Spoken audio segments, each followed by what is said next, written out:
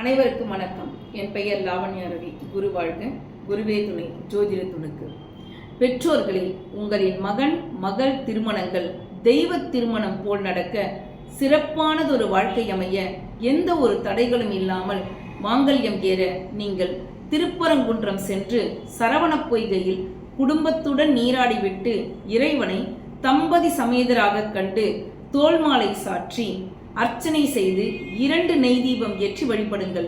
பின்பு திருமணம் குறித்த கோரிக்கைகளை வைத்து வர இறைவனின் ஆசிர்வாதத்துடன் திருமணங்கள் நடந்தேறும்.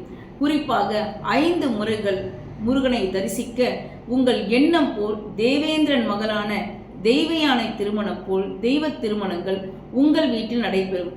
பெரும்பாலும் இறைவன் சன்னதியில் நடக்கும் திருமணங்கள் சிறப்பான அந்தஸ்தையும் வம்சத்தையும் ஊக்குவிக்கும்.